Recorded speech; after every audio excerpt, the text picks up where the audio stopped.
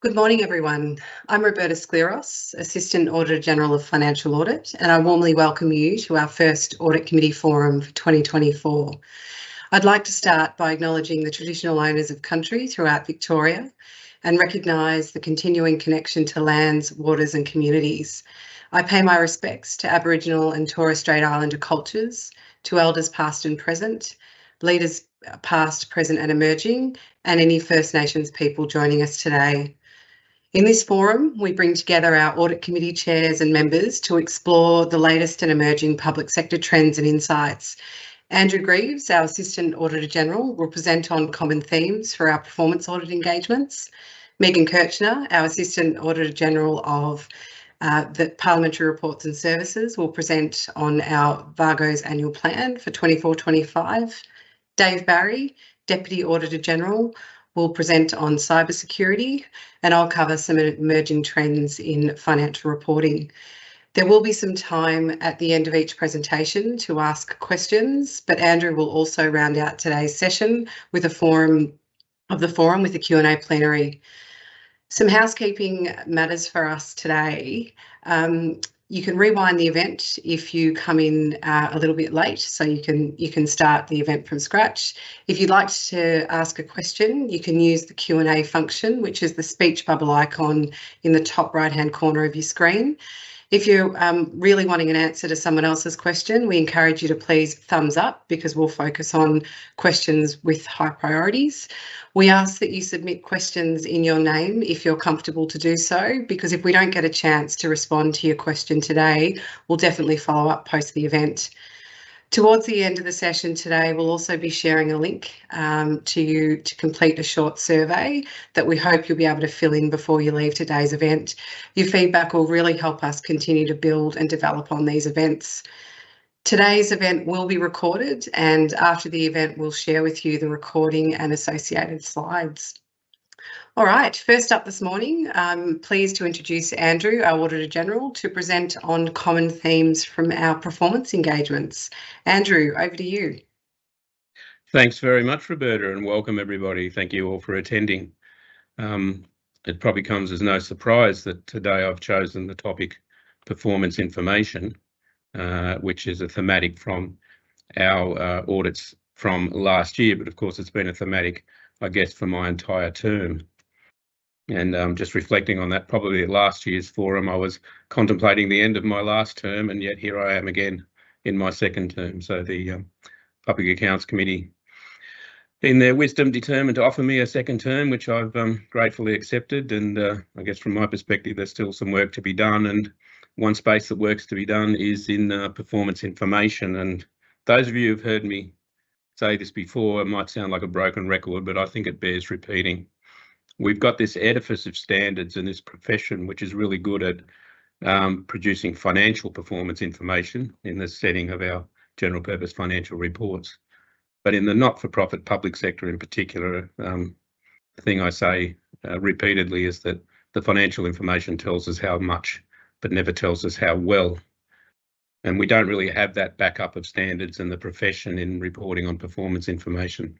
So I just want to spend the next 5 minutes or so taking you through some issues with this that we observe through our performance audits and more broadly.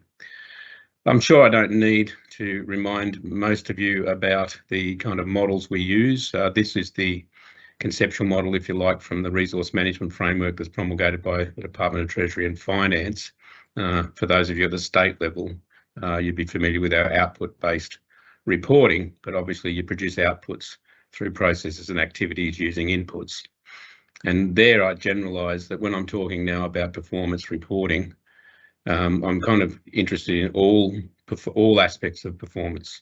So while today I might just focus on outputs and outcomes, I'm interested whenever I go into an organisation or talk to a senior executive or my auditors are in there to understand what performance information the executive has to understand how well its organisation is performing. And how well in terms of, how good are its inputs and how efficient are its processes and how effective are its outputs in terms of achieving objectives. So that's the type of framework that exists. As I said, most of you familiar with output measures that I think it translates well to local government. You've got your service performance reporting framework, which are really outputs really at the end of the day are just services or goods that are produced by an entity. And under the RMF in the output budgeting setting, we're expected to develop some performance measures in relation to our outputs. And I like to characterise them as efficiency and effectiveness and also equity measures. That's not exactly how it's kind of characterised in the RMF. The RMF talks about time, cost, quantity, quality, but at the end of the day, these measures should speak to your efficiency, your effectiveness, and your equity of access and availability of services. And of course, where we don't do as well, we've got that kind of framework for output measures, is in the outcome space. Now, the combination of the RMF with departmental objectives and some documentation was put out by DPC a few years ago now on outcome frameworks. We think about, well, what is actually the impact? What have we actually achieved? What have we achieved the objective of the organisation or the objective of the output? And how has that affected or changed the lives of Victorians? When we've looked at this internally, we've kind of broken our outcomes into three, which are really tied to the time frame over which we expect to observe change. So we talk about immediate kind of outcomes, which the word I use is results, the immediate results, then the intermediate outcomes, the impacts, and then the ultimate outcomes, the consequence. And I think in the setting of the public sector, it's probably most useful for us to focus on immediate and intermediate, because when we get to ultimate, there's an attribution problem about how you can attribute what it is your organisation does to the ultimate outcome we're trying to achieve, like better health, better education. So our focus within VAGO, and here's how VAGO have interpreted the input, process, output, outcome model, and you'll find this in my strategic plan. We have two outputs, as you're aware, our services to the Parliament, which are our reports. They're the outputs we produce, the reports we provide to Parliament, and our services to the public sector, which are largely the audit opinions we provide to you on your financial statements and your performance statements, should you prepare them. And just so you know, I'm not just talking in the abstract, I'm talking in the concrete. Here are the types of output measures we've defined for ourselves. And again, as you see, I've got the efficiency measures. I'd rather have an efficiency measure as a unit cost than just the price of the output. And this is something that we see in a lot of performance measurement and monitoring frameworks, is the lack of efficiency measures. We're getting better at quality and therefore effectiveness. Quality and time kind of speak to effectiveness, but we're not so good at efficiency. And here's our first go or re-go at looking at our outcomes, what we're trying to achieve in the context of results, impacts and consequences. So these are illustrative. We're working on this document within the business at the moment, and then we're using this to bridge into our performance measurement and monitoring. We have a huge number of dashboards. We're now going to focus the dashboards down to these key metrics. And I'd hope and I'd implore or exhort agencies and local governments to be thinking about their entire suite of performance measurement and producing their own reports internally that can track how well you're going. So that's kind of the setup for this presentation. Now, what have we been saying about this over the last year and beyond? We talk about it in terms of fair presentation, performance information. And so one of the things is, if you've got a performance measure or an indicator or a metric, it has to represent what it purports to represent. That might sound fairly self-referential, but quite often we'll see metrics that don't actually speak to the service itself or don't speak to the service objective. So we want to make sure that the metric is relevant. We want to make sure it's attributable, and we want to make sure it's clearly expressed.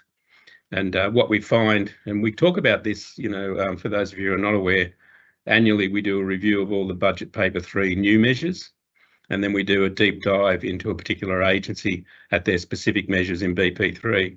And this is the type of analysis we find when we look at these BP3 measures. So are they measurable? Are they accurate, reliable and auditable? I think it's worthwhile focusing on that last one from an audit perspective, internal audit and audit committees. From this perspective, as I said, we're pretty good at producing financial information, and we've got the systems and financial controls set up, and we have financial control sign-offs by our CFOs.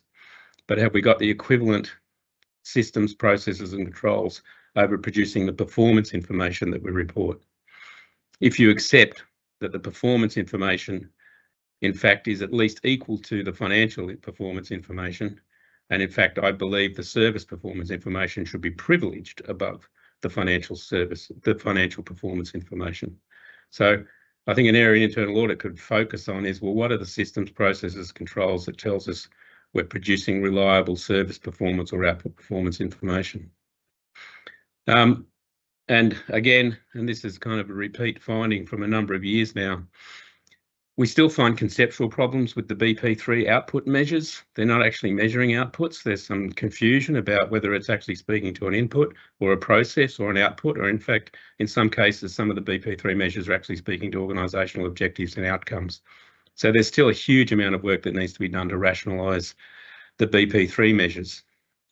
So therefore, they don't become useful for decision making because they're not giving you the information you actually need. And here's the question of attribution in terms of their relevance. And of course, comparability over time. Are we actually measuring the same thing consistently over time? So again, this would be something that I would say that internal audit, in terms of the internal performance information in your own agencies, could usefully look at and see how you stack up against these types of dimensions. And just a reminder, with this work that we do each year, we produce a dashboard on our website, which breaks down all the agencies, all their performance measures, and gives our assessment as to whether or not they meet or don't meet the requirements of the RMF. Last year, we did a deep dive into DECA, environmental sustainability performance. Now, we chose that deliberately because, and Roberta may allude to this later on, there is a wave of reporting on sustainability. Looks like it's heading our way. For those of you who are not yet across this, the international and national standard setters are requiring climate-related financial disclosures to be included in the private sector reports for listed public entities. We know that DTF haven't yet landed where they want the public sector to go here, but speaking to those in the know and those who are the decision makers, I can tell you that they're taking this very seriously. And if I was to have a bet, I'd suggest it's more likely than less that this sustainability reporting, which is another element of performance reporting, will be visited upon us over the next 3 to 4 years. And the other rub there is there's going to be a requirement for that information to be audited. And the current standards are framed that the auditor will be the financial auditor of the organisation. So this has impacts on our organisation as much as it may have impacts on your organisation. So if we're having data quality issues and we can't recalculate published results, you can imagine what the result will be in terms of an audit opinion if we ever have to opine on climate-related financial disclosures. So again, somewhere that I think that the internal audit and the audit committee could usefully focus their energy and attention. And here are some of the other themes. So not only do we look at BP3 generally, but when we take an individual audit, one of the lines of inquiry we quite often include in particular audits is how well is the organisation monitoring. So we do look at the performance information suite that relates to the particular program, service or activity we're looking at. And again, we find a lot of issues around that in those individual audits. So I can point you to do our literacy and numeracy audit, our emergency department performance audit, our road congestion audits. We actually, within those reports, we look at the performance information, the baseline information, how they track and monitor success, and we quite often find a number of issues manifest themselves there. So my overall message, I think I've probably laboured it enough, is if your internal audit and your audit committee are looking for something to add to their program, if it's not already in your program, then I'd kind of recommend or commend to you, particularly if we're going to get ready for sustainability assurance reporting, that you have a look at the service performance reporting frameworks within the business. And if not that, as a standalone separate review, perhaps in individual internal audits, you could incorporate a line of inquiry that looks at that service performance reporting. So there I am. I think I've taken up my allotted time. So in the interests of moving the program on, I'll be handing over next to Megan, but I was just wondering, Roberta, were there any questions arising from my presentation yet? Not at this stage, Andrew. Excellent. Okay, well, while you're dwelling on that, there'll be plenty of time, as Roberta said, go into the Q&A panel. If you've got particular questions about that presentation, happy to answer them at the end of the general plenary. Okay, well, let's move on now. Segueing from my talk about our performance audit reports from last year, we're now going to get Megan Kirchner, who is the Assistant Auditor-General in our Parliamentary Reports and Services Division, who oversights our performance engagements, reasonable and limited assurance engagements. Megan's going to talk to you now about our strategic audit planning process, how we come up with the audit topics that we select and promulgate in our annual plan. So over to you, Megan. Thanks, Andrew. Good morning, everyone. My name's Megan Kirchner. I'm the Assistant Auditor-General for Parliamentary Reports and Services. It's lovely to be here with you all this morning. I'm going to be talking to you about our strategic planning framework, and that's just come up now, which is great. So our strategic planning framework, our performance engagement work program is designed to inform Parliament and Victorians about the performance of the public sector and identify ways to improve public services. The Victorian government spends around $98 billion each year, and it's supported by a public sector that is just under 10% of the Victorian workforce. Councils spend around $11 billion each year, and they account for around 1.2% of the Victorian workforce. We have to look across all this work and pick around 20 topics each year, and our strategic planning framework is the tool we use to do that. With Andrew starting a second term as the Auditor-General, we wanted our new strategic planning framework to start with a person-centred lens. How can we inform the Parliament and Victorians about the performance of the public sector through the lens of a citizen or groups of citizens' experiences or outcomes? Our first stage of this people-centred framework is to group public sector activity across 5 pillars. Those 5 pillars are the citizens' experiences and outcomes, communities and regions, data and digital technologies, natural environment, resource management and primary industries, transparency, accountability, fiscal management and stewardship. In keeping with our citizen-centric perspective, our first pillar is about the experiences and outcomes of citizens. But in developing the 4 remaining pillars, we keep an eye to the citizen experience. For example, our communities and regions pillar can cover all aspects of what is occurring in communities and regions, including the experiences Victorians have there. The pillars, they're our first stage of narrowing down all public sector activity, which we then supplement by looking at data. We get data and we actively seek additional data to help us identify potential areas of interests. We receive data through referrals from members of Parliament and the community. We can receive referrals from you and information from you. We talk with public servants in agencies and community groups. We look at external reviews that have been conducted along with parliamentary inquiries and papers published by think tanks. We gain a deeper understanding of government priorities by analysing their policy announcements, budget papers and workforce data. We work with our colleagues in financial audit to understand the trends that they're identified and any areas of interest they think that we should explore further. We then take together all these different data sources to figure out trends and emerging issues to help us pinpoint some potential topics for future engagements. Even with these first 2 stages of funneling our attention down, we still have quite a broad scope of public sector activity that we could potentially focus on. In all honesty, we could easily find 100 topics each year that are worthy of a performance engagement, but we have to narrow that list down. So once we've got some potential topics or themes, we need to run a rule of pragmatism and value for money over the options. And we do this by considering a range of factors. Is it actually within our remit, or is it a better fit in another agency? Can the topic be audited? The last thing we want to do is commit resources to an engagement and then find that there simply isn't the data or a relevant standard of performance that would enable a credible engagement. Is there a gap in the understanding of the Parliament or the community?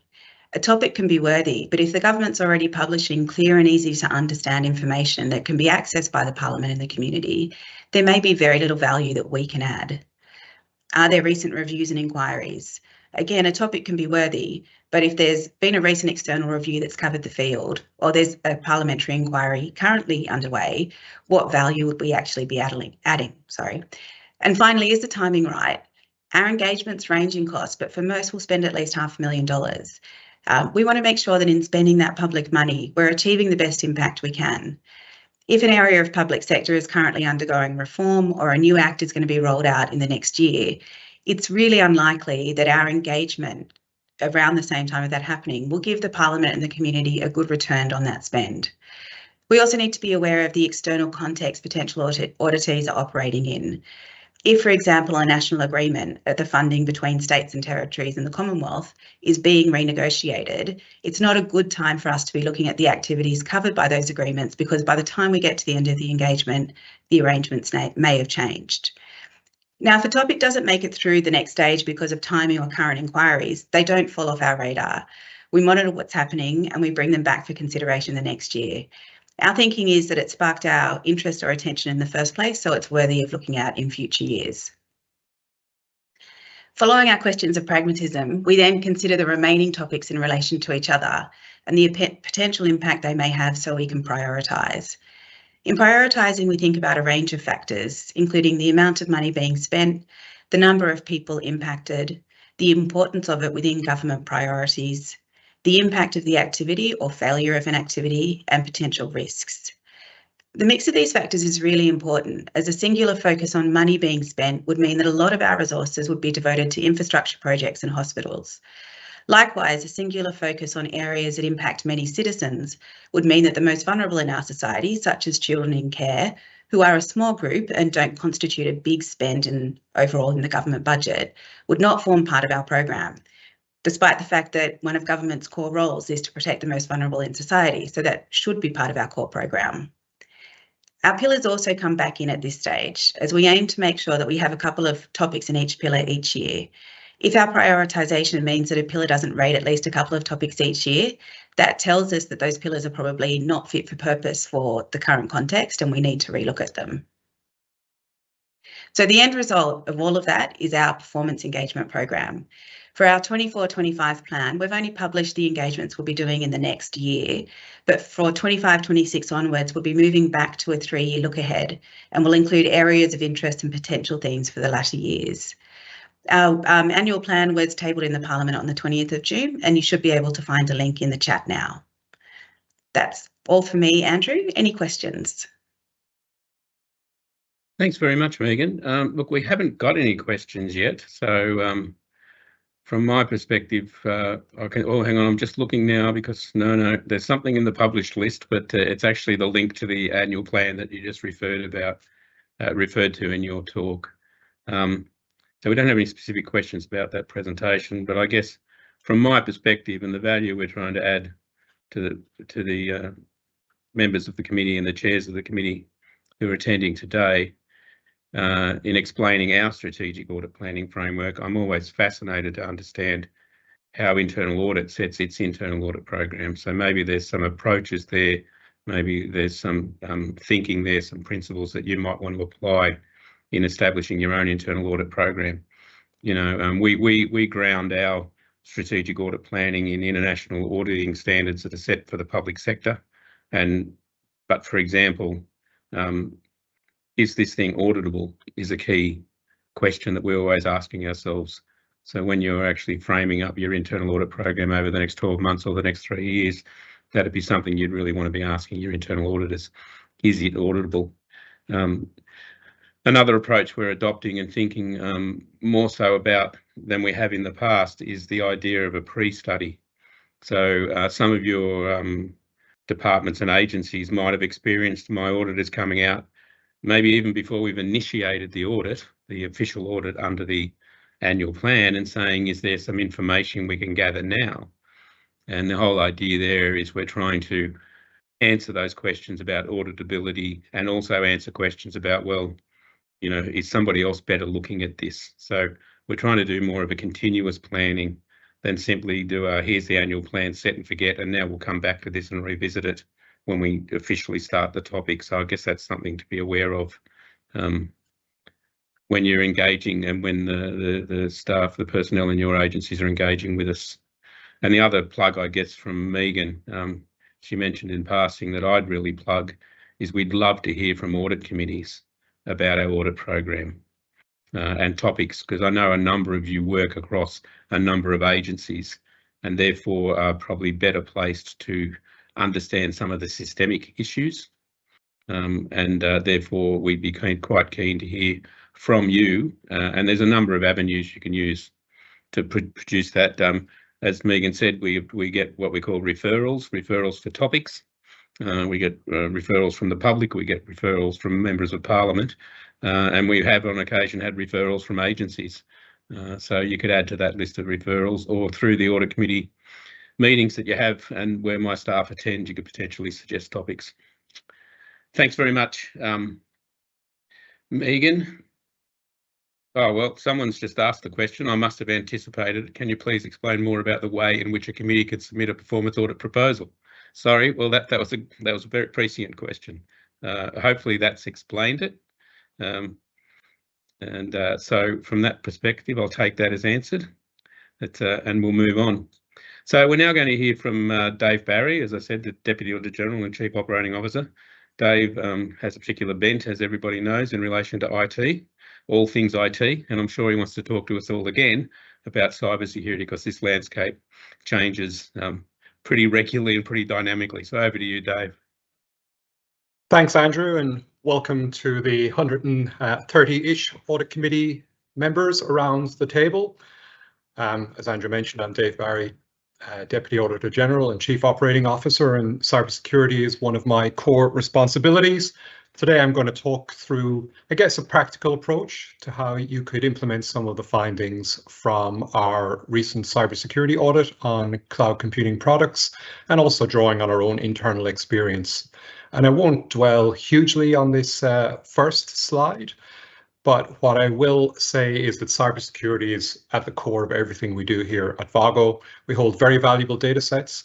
That is to say, data sets including criminal records, a lot of health records, and of course, a whole range of personally identifiable information, which means that cybersecurity matters as much to us as it does to anyone.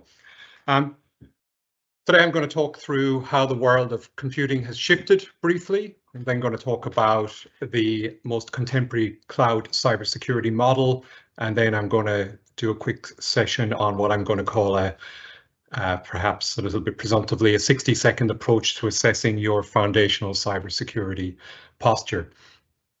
Before I begin, by way of setting a little bit of context, I thought I'd use this slide to illustrate things. It's about pizza. We all know that there are different ways to get yourself a pizza.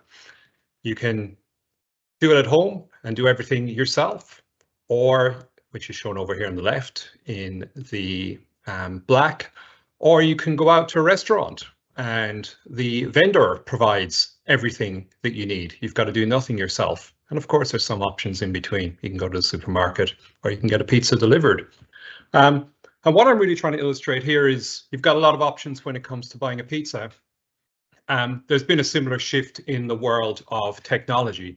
That's not to say that the underlying technology has changed so much, but the delivery models have fundamentally changed. And what we see here is we've moved from a world of legacy IT, where you were responsible for every element of your technology and the cybersecurity associated with it over here on the left, to what we would call cloud models here on the right. The most extreme cloud model, software as a service, means that your vendor is responsible for almost all elements of what we call your application stack. So in the same way as there's a whole heap of options available to you when you buy something like a pizza, the cloud world has shifted predominantly, or the technology world has shifted predominantly into this cloud way of providing, with the key shift from things being your responsibility tending towards provider responsibility. And there are some cloud models in between that are shared responsibility, and we call this a shared responsibility model. In terms of understanding who these providers are, I'm sure most of you will be familiar with Google, Microsoft, and Amazon. They are the three largest cloud computing providers in Australia, and have a collective 80% market share between them. In terms of our own journey, in 2017, perhaps we were a little bit late. We were entirely stuck in an enterprise IT environment, and today we're 100% in a cloud-based environment, and indeed are in the process. We have a recently adopted plan to move this shared model into these two areas. Something I will observe is that a number of agencies do get stuck in this enterprise IT world. Enterprise IT really is something that started to fade around the mid-2000s, and certainly in this decade is something that we should not be stuck on, but some agencies, for very good reasons, are. And what I'm going to show today is that if you're in an enterprise environment, it makes your implementation of cybersecurity and indeed all elements of your digital domain all the more challenging. Turning now to cybersecurity. Don't need to understand this diagram in detail, but really data is at the core. You need to secure the infrastructure that that data is on, the networks that connect that data, the applications that access that data, the devices, that is laptops, mobile devices and computers that access the applications, and the users that use those devices. And these concentric rings are important. The theory is you should always start from identity and then move into the device realm, that is laptops and computers. Now, this zero trust cybersecurity model is something that's originated in recent years. And the real change in cybersecurity is we've moved from what we call perimeter-based security. That is to say, once you're inside the perimeter of your environment, akin to being inside the perimeter of an office, you are not challenged. That's the old way of doing things. The modern way of doing things is you continuously evaluate the user's profile, and they're continuously challenged. In the same way as if you could imagine being in an office where someone comes up to you every second of the day and seeks to ascertain your credentials, what you're working on, etc. In this world of zero trust, the key principle is the thing we call explicit verification. And as I said, that is consistently verifying the user's entitlement to access data. So that's the zero trust concept out of the way. So looking at how the world of technology has shifted from legacy IT to cloud IT and overlaying that on this modern way of delivering cybersecurity, which is zero trust, what you will see as you have more progressive technology systems, as you're more in the cloud environment, a lot of the cybersecurity becomes the provider responsibility, as shown to the right of this line here. And really, at least at a foundational level, and I am being a little unnuanced in this, securing your devices, being your laptops and mobile devices, and your identities being your users is still remains your key responsibility. It is one of the most prevalent attack vectors to get in through these two areas, and therefore securing them is critically important. In a moment, I'm going to get into how I think you can secure these really quite quickly. But before I do that, I'm just going to say that there's a saying on the phrase there that cybersecurity starts, is sustained, and ends with security configuration management. That is to say, you increase your cybersecurity posture by ticking boxes in the back end of your systems. That is something that has been enduring. It's perhaps a little unnuanced, but I would say, to use audit terms, technical controls, that is to say, configuring things, is infinitely more important than administrative controls being policies and procedures. And the great thing in this cloud world is, historically, if we sat around the table, every one of us would be presented with different options to tick, to configure based on the systems we had. However, in a cloud computing world, that has fundamentally changed, and those options become identical for each of us. So right now I'm going to talk through a thing called conditional access policies. All conditional access policies do is they enforce this notion of zero trust and explicit verification. They mean that a user is constantly evaluated and is unable to access your system, or their device is unable to access your system unless they meet certain standards.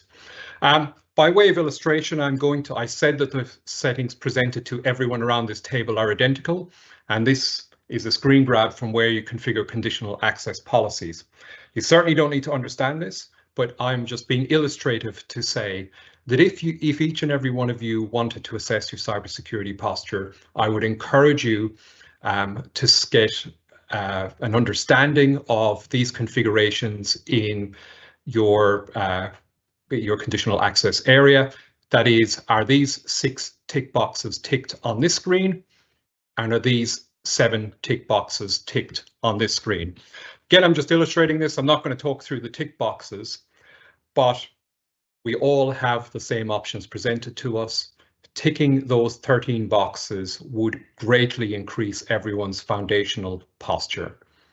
So that would be my main message to take away from today, which is if you really want to assess your risk posture or improve your risk posture, ask your CISO, your CTO, your CIO to tell you have they configured those 13 options for all users and devices. And we see varying levels of maturity here from people that are not even aware of zero trust or conditional access. We see people that have implemented policies, but that they exclude large tranches of users from those policies. So in other words, they implement the policies over the users they know not to be at risk, but they don't implement the policies over the users they do know to be at risk. Someone no doubt will ask the question later as to if it's as simple as ticking 13 boxes, why don't more people do it? And I'm happy to come back to that. I'll leave you one closing thought, which is not only does moving from that legacy sort of early 2000s era of technology make your cybersecurity journey infinitely easier, it also makes all elements of your environment better, including, for example, your compliance, your business continuity and disaster recovery. So summing all that up, the key messages I wanted to leave you with today is cloud models have shifted responsibility from you to your provider and have resulted in identical cybersecurity configuration options being available to us, at least those foundational configuration options. Zero trust is a contemporary cybersecurity model and relies on the principle of explicit verification, in other words, always challenging people. Conditional access policies for users and devices are the foundational zero trust controls, and gaining assurance over those 13 core configurations is critical to understanding that foundational level of compliance. And of course, as you move to new models of technology delivery, not only will your cybersecurity domains become more advanced, but so will all the other domains of your technology environment, enabling you to turn your focus to delivering services to your end users. Thanks to everyone for listening to me today. Back to you, Andrew. Thanks, Dave. Look, there is one specific question that's just popped up, and I'm assuming it's an IT-related question. What about available standards to meet the basics, such as CCM/CAIQ ZT is built in? Zero trust is built in, I assume.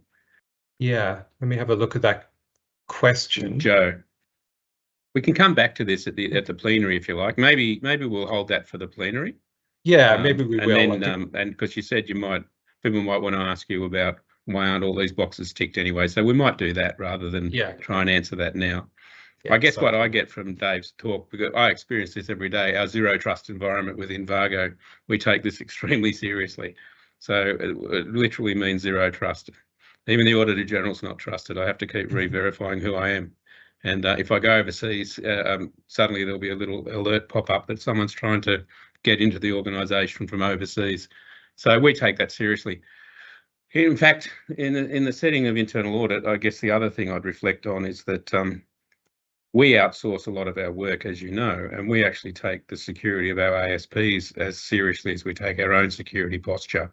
And we've done a lot of work with our audit service providers to get comfort and assurance that they've implemented appropriate security, particularly because they're more likely to be in software as a service in the cloud, potentially, than your agencies are. And I wonder then, a question for audit committee members, where you've got outsourced internal audit and they're accessing and holding data in their systems, whether you've got comfort from your internal audit providers that they've also got appropriate levels of security, given the nature of the data they may in fact hold in their working papers, to the extent that these are not a part of your own organisation.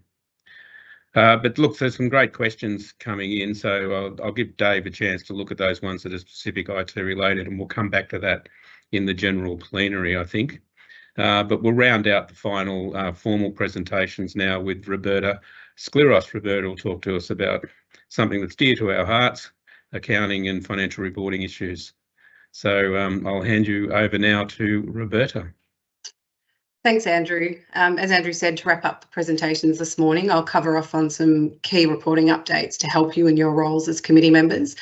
We understand that you deal with a lot of information regularly, and diving deep into the technical details is just simply not feasible in your roles. So today I've structured a session to help you get across some of the updates simply, focusing on what changes to expect, the impact on public sector agencies, what our regulators are doing, and some actions that may help influence entity preparation. I've also littered throughout the presentation some useful reference links if you want to delve in further to some of the topics discussed. All right. A lot's changed in public sector accounting over the last couple of years, but fortunately, apart from a couple of minor tweaks, there aren't many changes hitting us this year end, which is great. However, there are some significant changes on the horizon that are going to impact us as early as next year. Out of everything that's going on, there are 3 key updates that I really wanted to highlight for you all today. The first being the introduction of tiered financial reporting for the Victorian public sector. The second, fair value measurement of our non-financial physical assets. And finally, some movement in the space of climate-related disclosures. I know that accounting can seem a little dry for some, not sure why, but I've kept things simple and practical this morning rather than jumping into the technical detail. If any of you are interested in delving into technical discussions, I'm just a phone call away and happy to talk at any point. All right, update number 1, tiered financial reporting. Australian accounting standards have 2 tiers of preparing financial statements. Tier 1's what I call the full package. It's the financial report that contains the full recognition, measurement and disclosure requirements of the standards. And these financial reports are intended for entities that require high levels of transparency. And this is currently what all Victorian public sector agencies report under. The second tier is what I call a stripped down package. It still requires all your transactions and balances to be formed using the standards requirements. However, it allows for reduced disclosure. So this means that there's some relief in preparing the accounts because of what's disclosed to users. If you have interest in understanding this further, I've popped a link below that DTF have covered the evolution of tiered reporting since its introduction. Reduced disclosure will likely reduce content in financial reports for these areas. However, if something is material that an agency still wants to retain in their accounts, they can. So who can report under Tier 2 in the public sector? The Australian accounting standards require local government to prepare Tier 1, largely because of their ability to tax, rate or levy the community. This means that there's a perception of the high levels of transparency that are required by local governments, and this is the same for consolidated state accounts. They must also prepare Tier 1. For state-controlled entities, the standards do allow Tier 2 for certain types of entities. However, historically, the Assistant Treasurer has always required Tier 1. Recently, DTF, along with input from VAGO, reconsidered the option for certain controlled entities to adopt simpler reporting structures. They've now just released a financial reporting direction that requires Tier 1 for reporting entities only that meet a significant entity definition, and then allows Tier 2 reporting for those that don't. So what's a significant entity?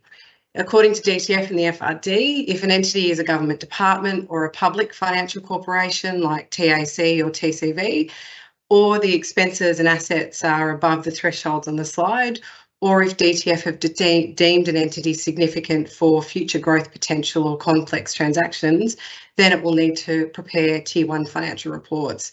But if it doesn't meet any of that criteria, an entity can prepare Tier 2 financial reports. And for interest, I've popped a list of the significant entities that have been determined by DTF in the link on the slide. The changes become effective for reporting periods starting from 1 July, so that means eligible entities can prepare Tier 2 reports for the first time for the financial year ending 30 June 2025. Early adoptions available for 31 December 24 reporters like TAFEs. However, we can't early adopt for this current year end for 30 June 24. DTF will release a new Tier 2 model report to clearly demonstrate the expectations around what the reduced disclosure looks like from those areas I popped up at the beginning. And they're also planning to offer some education sessions to really help agencies through the transition next cycle. How can audit committees prepare for this change? We suggest encouraging management to start the planning process early. Firstly, have them figure out what tier they're able to report under. And then where tier 2 is determined, committees could encourage management to take the various steps that we've outlined on the slide. And this includes, before making any big changes to the financial report, have management undertake a user needs assessment to avoid diminishing accountability and transparency of the financial outcomes. Request that you get access to an amended shell report far earlier than usual, given the changes that may arise. And also, we really encourage you to request management to talk to relevant stakeholders who rely on the financial report to make sure they're informed of the changes earlier than actually receiving the final version. So this is boards, senior management, governing departments, funding bodies, anyone who relies on that information. VAGO strongly support the intent by DTF to simplify the financial reporting in the public sector because we believe that financial reports have become increasingly complex and lengthy with little regard for users. While this initiative of tiered reporting is going to help reduce context, let's ensure that public sector financial reporting not only just meets what the standards say, but still serves its purpose effectively. The tiered 2 approach shouldn't be looked at as just cutting notes out of the accounts. We encourage entities to really pause and think about the impact of users. If an area can be removed, but the changes to relate to a really significant or important aspect of the financial story in that given year, then we encourage management and audit committees to reconsider its removal. But likewise, if there's immaterial content and clutter in the accounts, don't forget the concept of streamlining. Encourage management to get rid of what's not mandatory or material in the accounts. Finally, as committee members, when you get the Tier 2 report in front of you, if it relates to your agency, we really suggest that you take a stand-back approach and ask these following questions that we have on the slide. Key update number 2, fair value measurement in the public sector amendments. Public sector entities have been struggling with applying fair value measurement to their assets, given the unique characteristics and services we offer. The Australian Accounting Standards Board have spent the last couple of years really listening to the implementation challenges and have released some amendments to the guidance of fair value measurement. And these updates are to address those challenges. To put really simply, the changes relate to a couple of areas that I've got on the slide. When measuring fair value of non-financial physical assets, they've clarified what's called the highest and best use premise on which evaluation takes place. It's now really clear this premise is an asset's current use unless it's to be sold or to be used for another specific purpose. Then your valuation approach will differ. Secondly, they've provided clarity on when an entity can use their own input assumptions in valuing assets. And finally, they've provided further guidance on what costs can be included in the fair value when using the current replacement cost, such as things like site preparation costs and disruption costs.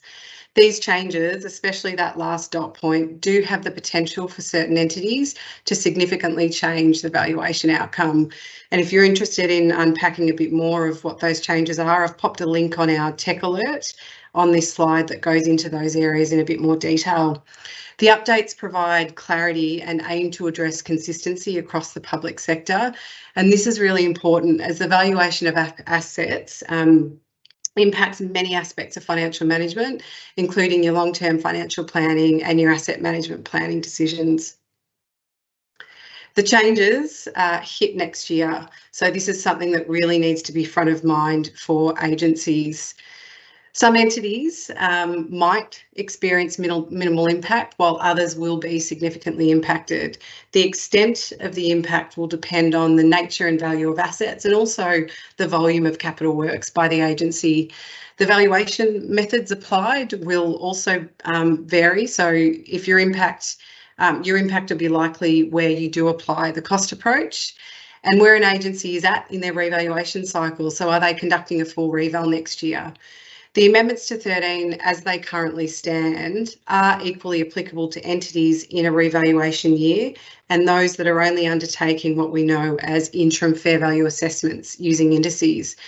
Based on how fair value is determined in Victoria, applying these amendments when you're not in a full revaluation year makes it really challenging, as in a lot of cases, you're going to need your expert valuers' help to assist in assessing the impact. DTF and LGV, as the regulators for the two tiers of government, are yet to advise on any practical expedient that they may release for entities not in a full valuation next year. A simple practical expedient could be, for existing assets, making these amendments to the guidance only applicable for agencies in a full revaluation year where their valuer could assist them in the assessment. This would allow for a considered and staged transition approach in the public sector. We're advocating for this, and we're hoping that DTF and LGV can find a technical solution to allow this expedient. We encourage committees to influence agencies to undertake early assessment of the changes, considering the specific factors I've got listed on the slide, and to stay alert to any notifications from DTF and LGV, as that really impacts the timing of transition of these changes. If the impact is determined substantial for your agency, we recommend committees influence management to take proactive steps to get ready, including developing an action plan to bring structure to the process and also engaging really early with valuers and auditors. The final update is a quick brief on climate-related financial reporting disclosures. There's a lot of talk in the industry at the moment around the climate-related financial reporting, and Andrew alluded to it earlier on. I thought I'd give you a quick snapshot of what's happening right now in the industry. Firstly, the Commonwealth have issued a bill to Parliament proposing a phased adoption of mandatory climate-related financial reporting for Corporations Act entities only. VAGO and DTF estimate only a handful of entities out of the 560 we audit will be impacted by this bill, so I'm not going to go into those changes specifically today, but you can get across them in some of the links I've got on the bottom of the slide. The AASB, so the Australian Accounting Standards Board, released a draft standard for feedback on climate-related disclosures earlier this year. The final standard is expected to be released in August, but it doesn't yet address specific requirements for the public sector. And the Auditing Standards Board hasn't issued a standard yet. They've issued a consultation paper seeking views from constituents on our view on the international assurance standard that's being developed and whether the application in Australia would be appropriate. Again, if you're wanting to understand the history or the evolution of this to date, you can get some more info from the Sustainability Reporting DTF bulletin link I have on the slide. In terms of financial reporting requirements in Victoria, DTF have not formed any reporting entity or specific reporting requirements yet. They're actively monitoring and contributing to the standard setting process, and they've established a strategic policy working group to consider what this reporting will look like for Victoria and who the reporters will be. Will it be reporting at the whole of government level, at a sector level, departmental, or down at an entity level? They continue to advise entities to await direction before they plan to undertake any detailed implementation work related to sustainability reporting. They've advised they will be walking up to this slowly as the AASB form their views on public sector reporting. In terms of LGV, they haven't shared yet any concrete plans for the local government sector. We're closely monitoring the developments in preparation for future impact on our audit services. We established a strategic project in 2022 aimed at anticipating and preparing for the changes. The project incorporates all the areas I've got on this slide. A couple of things I wanted to note: in the advocating space, we actually led the Australian Auditor-General's response to the draft standard that the AASB put out earlier this year, and we're regularly engaging with other audit officers, the regulators and our ASPs to understand progress for them and understand what they're doing in their space to get ready for the changes from reporting and assurance. We continue to research and monitor and undertake impact assessments for the public sector, and we're also really focused on workforce planning to ensure that we have, or we source, staff with the right skills and the right capability to be ready for these changes. We encourage entities to continue to monitor developments, sign up to notifications of regulators like the AASB, DTF, make sure you're reading the newsletters that come out, as the pace of change in this space could move rapidly at the direction of those higher order in government, as Andrew made comment on before.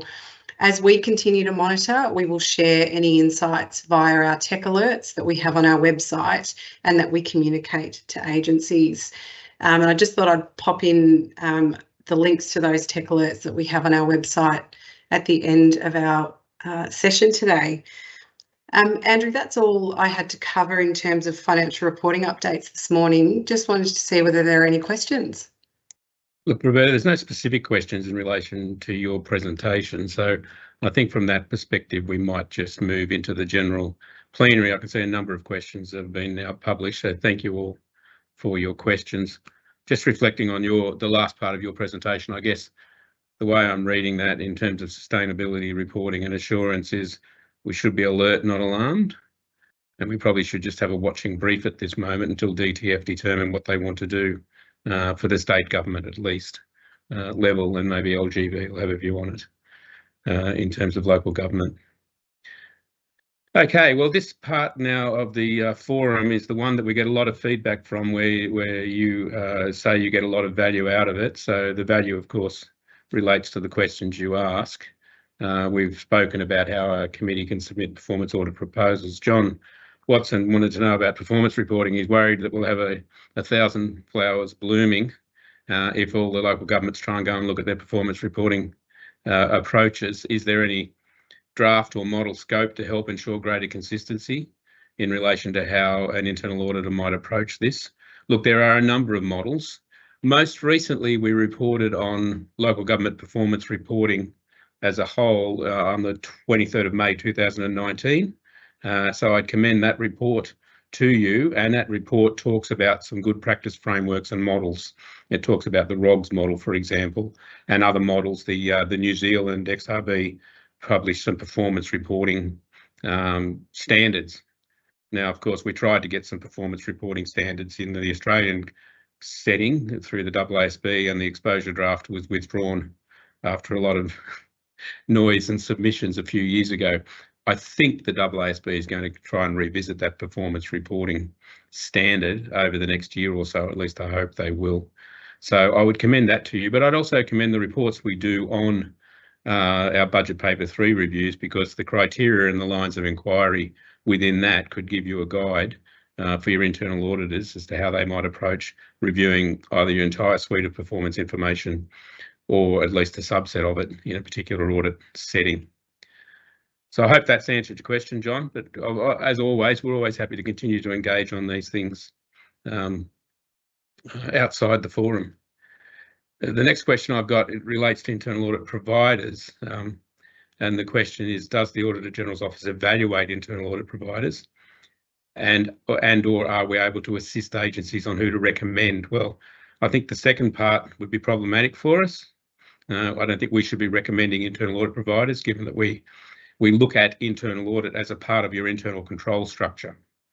So there's kind of a conflict of interest. If we said these people were really good, and then we went and actually had to analyse them and review them, we determined that they weren't really good, we might end up with a little bit of internal conflict and cognitive dissonance maybe.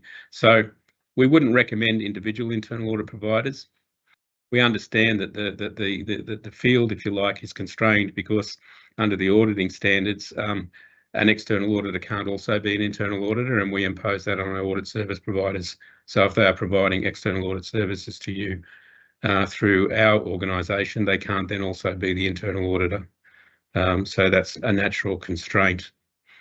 The answer to the question, do we evaluate internal audit? Well, we do in both our financial engagements and our performance engagements. As I mentioned, in our financial audit engagements, we are always required to understand the internal control structure in an organisation. And I've mentioned the COSO model many, many times in previous talks, the 5 elements of the COSO internal control framework, which is enshrined and embedded in the Financial Management Act and Financial Reporting Directions and Requirements. And one of those limbs of those 5 is monitoring and review of internal control. And internal audit is a key part of your monitoring and review of your internal controls. So we're required under our external auditing standards to form a view on your internal audit, but in the context of a financial audit, we're really just forming a view on how good they are in relation to financial management and control. and this sometimes agencies get a bit kind of upset or concerned. Well, you haven't had regard to our internal audit. Well, there may be two reasons for that. One, we didn't judge them to be effective, or two, they weren't actually doing any work in the area of interest.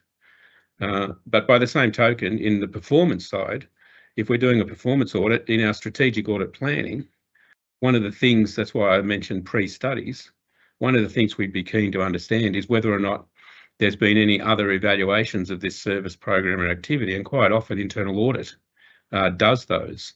Sometimes they seem to do them coincidentally just when we announce the topic, but that's okay. I don't mind that. You know, if you're going to invest some resources in having a look at the topic before we do, two things: we might be able to rely on that work and therefore we might not need to do it, but at least some of the hard graft and lifting will have been done by the internal auditors. So we will also evaluate internal audit in the context of performance engagement where they're doing work that's relevant. I hope that's answered that question. There's a question on artificial intelligence, maybe not for today. Maybe we need to talk about artificial intelligence at another forum, maybe at the next forum. The only thing I could point to there, and maybe Dave, when I asked Dave to answer all the IT questions, the issue we've got with artificial intelligence at the moment is, of course, these kind of tools that are available are up there in the cloud, and there's a security issue. We don't want to be putting protected information from the public sector up into ChatGPT, for example, because it's not subject to the security conditions that we want to apply. So I guess that's another issue for internal auditors. If your internal auditors are out there starting to use these ChatGPT models or GPT, or I saw another one where you can use a kind of a law-based AI to analyse your legal contracts. My concern is if that information is up in the cloud and it's uncontrolled and unconstrained, then a lot of people can have access to it that probably shouldn't be having access to it. But Dave might want to round out on that when we get back to that. I'll just try and answer all the non-IT questions first. So we've got a question about recently tending for external audit services. I assume the question is you've recently attended for internal audit services because we're the ones who tender for the external audit services for the ASPs. So if I've misunderstood the question, I apologise. If your question is that you've recently tendered for internal audit services, should they also deliver tax compliance services, and what should we ask them about cybersecurity? So David will answer the cybersecurity question. Should they deliver tax compliance services? This is a question for internal audit and how independent you perceive them in your organisation. And of course, you could potentially have a self-review threat there. If they're giving tax compliance services, but the internal audit program wants to look at tax compliance, then you're challenged again with the self-review threat. So it's not that they shouldn't, it's just you need to be aware of how independent. You know, we always argue that internal audit shouldn't be involved in operational matters. But if you want to situate the internal audit as a compliance review function, rather than have a separate compliance function and a separate internal audit function, I guess that could work, but I think that's up to the individual appetite of each organisation and how they want their internal control framework to work. There's a question on ASPs and the value from that, which I'll throw to Roberta, but not right now. There's a comment about our reporting on local government performance. And as you're all aware that each year we do a report to Parliament on the results of our financial audits. And the key point to make, and the question is, the observation is it's disappointing that we concluded that local government is financially strong. Well, we're looking at historic financial information to form that conclusion, number one. We're not looking at prospective financial information. So we make that quite clear in our report. This is historic, and of course the historic financial information speaks to low debt and high cash reserves. So it's kind of at one level, you're kind of damned if you do and damned if you don't. We haven't got that forward prospective information to understand, you know, the age profile of your infrastructure, when you'll need to renew it and replace it. So to that end, some of you may be aware, we're actually in the middle of a performance audit engagement, which is actually looking at this issue of the financial sustainability of local government. And some of your local governments will be included in that audit. And the types of questions that audit is looking at is, well, how is the capital program framed? How well are councils are delivering on their capital program? We're watching closely the inquiry, the parliamentary inquiry, and we're looking at all the submissions to that inquiry and all the different views about whether or not local government's sustainable. So it's certainly something that we're very interested in, and as I said, look forward to producing a performance audit report to Parliament, which maybe then answers some of these prospective issues of financial sustainability rather than just focused on the historical performance. What else have we got? There's one on climate-related disclosures. I think Roberta can come back to that. The short answer is what's happening globally. I might leave that for Roberta, but the international and the national standard setters, the focus seems to me at the moment to get climate-related disclosures, the financial disclosures within the financial statements themselves. Now, that's one approach. Another approach is to have a standalone sustainability statement. So you'll have a financial statement. So potentially you'll have your financial statement. You could have a performance statement. You can have a sustainability statement. And all those three will have to be signed off by the financial auditor. But Roberta might want to come back to that. Just rolling down the list. Look, while I now refresh my list and my questions, I might hand over to Dave. And Dave, there are a number of questions around and about IT and IT issues, so I might let you address those. Thanks, Andrew. I'll address them as best I can. I think the first two questions all combine together, which is what about available standards to meet the basics, such as CCCM, CAIQ, Zero Trust is built in, and then a further comment, check the Cloud Security Alliance.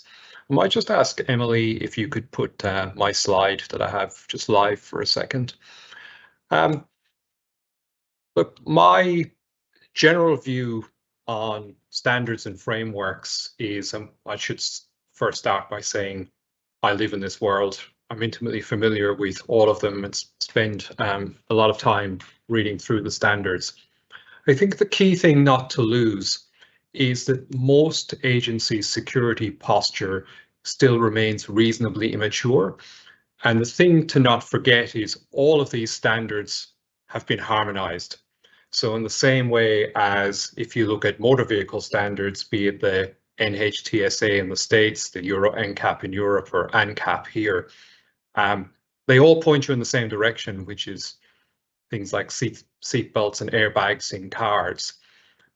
So setting that analogy aside, if you look at in cars, I should have said, if you look at the cybersecurity standards and whether you use NIST or ISO or PCI, they all point you in exactly the same direction. And the reality is, as it relates to those core elements of your identities and your devices that I spoke about today, the controls have been solved. They're uniform for everyone. And I'd hazard a guess that it would be very rare that there would be any deviation from the standard recommendations in any of the standards for any of our organizations, at least at that foundational level. We do a lot of application development here at VAGO. When you get into that space, standards like OWASP and other things become really important. So I guess my key point there would be, I wouldn't get obsessed by standards. I think it's really important to understand that every standard points you in the same direction, and those configuration directions have been fully solved. And to put it quite simply, the boxes you need to tick have really been determined time and time again. New Zealand has a cybersecurity improvement program backed by Algon. Why don't we have something similar here is a question. I guess that's a question probably best directed at the MAV. As a former local government CEO myself, I think there is no better case to illustrate the challenges of when you have duplicated efforts across 79 different councils. You've got 79 councils on the same journey, exploring the same things, gaining the same knowledge, ticking the same boxes. That's one of the primary reasons why knowledge is reasonably immature in that sector, which is quite fragmented. But in short, I think your question is best directed at the MAV and see what they have to say. I'm not sure about time. I'm happy to talk about artificial intelligence briefly if you want, Andrew. Look, Dave, we might, as I said, maybe we might come back to it. We're coming up towards the, we've got 5 minutes to go, and there's a couple of questions I'd like Roberta to take. So we might, and when you're filling out the survey at the end, if you can do that basically before you leave the session, you can suggest new topics to us, or between now and when we run the next forum towards the end of the year, around about November, feel free to just suggest topics. And I think AI might be one of the topics we come back to there, Dave. Yeah, so look, sorry, I'm going to ask. There was one quick question on internal audit and what you should ask your internal auditors. I'll say there's no short answer to that question. But the thing I'd be seeking to understand is, are they living in a legacy world of what cybersecurity looks like, or are they living in a modern world? And I talk with a lot of people that are doing cybersecurity, internal audit, and other sorts of testing the way it was done 25 years ago. It's unlikely to have much effect for reasons I won't go into now. So I'd be seeking to understand, do people know the contemporary standards, frameworks? Do they understand the contemporary models? And do they have a practical approach for assessing that in your environment? Thanks, Dave. Thanks for that. I think the other part of the question was, if your internal audit providers are external to your organisation, what is the type of IT security they should have in place? So I think that also depends on whether they're using the legacy systems or they're in the cloud. We might be able to put together some pointers there in relation to the kind of things that we ask of our ASPs, and we'd be happy to publish that through the links here to this meeting or when we send out the email. We are kind of getting towards the end, but look, there's one question that I'll answer, and then I might ask Roberta to answer the question about the audit service providers and how the audit committees can get more value out of our audit service providers. The question I'm going to answer is, it was suggested in the recent Local Government Act reforms for the independent ARC members that they be required to undertake training. Do you have a view on this, and how might it be achieved? I certainly do. I think obviously an audit committee is a subcommittee of the broader governing body, and the whole idea of you bringing an audit committee together is that you bring particular expertise, skills and knowledge to bear on the issues that the audit committee focuses on, which is risk, financial reporting, internal control. Now, my expectation is that every member of the audit committee should have some basic financial literacy, but you'd want to get yourself someone onto that committee who has that expertise in that area. So the general training, my view has always been, part of the obligation of the organisation itself is to provide that training to the audit committee members. That should be paid for and funded by the organisation, because the service is being provided to the organisation by the audit committee members. So that's, I think, how you should achieve it, is that it should actually be a part of the budget for internal audit, the training of the audit committee members. So Roberta, there were just a couple of questions. I think the one about how ASPs can add more value in their meetings with audit committees, I might hand that over to you. Yeah, thanks, Andrew. Look, thank you for the feedback. I'm not, don't have a clear name on what I can see here. I would love to chat with the person that's raised this further. So please feel free to reach out to me via email, and we can put our contact details up on the slides that we send out. It is disappointing that you're not getting further insight, because we do brief our ASPs on a regular basis through live events, sector workshops, and also through key newsletters and communication, particularly on what's happening in the VAGO space, and what insights can be provided from the work that we're doing internally and with our Parliamentary Reports and Services division. So I'd really love to talk with you to understand maybe what sector we're seeing this in, and also other ways in which you as a committee member would like to be able to receive that type of information.